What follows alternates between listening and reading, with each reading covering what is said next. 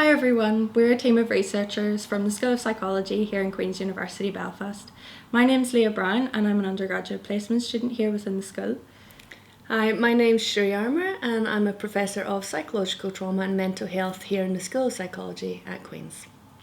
Hi, my name is Emmanuel Fino and I'm a lecturer here in the School of Psychology at Queen's. We are researching how peer support can be used for university students with body image concerns.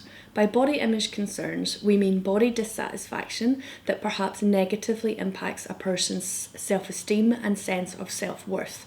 Many university students worry about their bodies, which can significantly increase their risk of developing an eating disorder.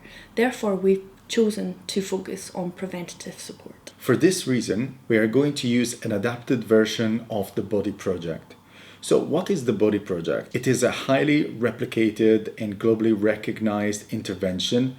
And in our particular case, we're using an adapted version of it consisting of 5 sessions instead of 4. 5 because we've decided to add an induction section to allow participants to familiarize themselves with one another. So our sessions will essentially involve some interactive activities.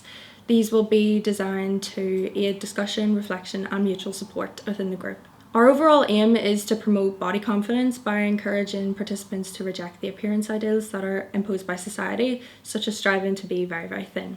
This will hopefully reduce body image concerns, in turn reducing the risk of developing an eating disorder in the future. We'll compare our outcomes of people who participate in this group with those who participate in a group that receives educational materials on eating disorders to understand just how beneficial the Body Project really is. We chose to focus on a university student population as students often experience high levels of stress.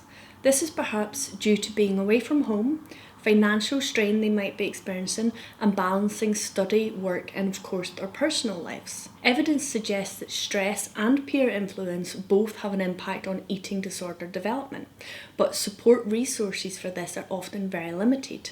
Due to this, we want to improve our understanding of how to best support university students who are experiencing body image concerns. We have chosen to use a peer-facilitated version of the Body Project, which is a highly replicated intervention that has proven successful in reducing the risk for eating disorders across countries and cultures. The reason for using a peer-led or peer-facilitated version of the Body Project is because there is evidence that when there is no authoritative figure chairing or leading the sessions, participants feel more comfortable with sharing and with familiarizing themselves with one another. As the peer facilitators will be a similar age to the participants and are also fellow students, often sharing similar lived experiences, this will likely make the session a bit more relatable, more relaxed, and this will hopefully encourage some more productive dialogue between our participants. However, we would just like to clarify that this intervention is not intended to replace professional support,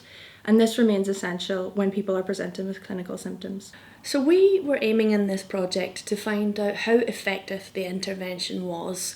To do that, we wanted to implement a series of surveys so we could track change across time, and we wanted to also conduct a number of focus groups so that we could understand how participants were perceiving the intervention and so that we could get constructive feedback for future sessions. At the end, what we expect to find is that those who were involved in the Body Project group will experience less body image concerns than those who were just receiving those educational materials, and that will tell us that the intervention has been successful. We are also going to test whether the intervention is meaningful and acceptable for participants. This is because we are hoping to maybe translate this intervention into a service that could be provided on campus on a regular basis for everyone who is at risk for eating disorders. Thank you for listening. If you would like any more information about our project, you can contact us at the email address available on the screen.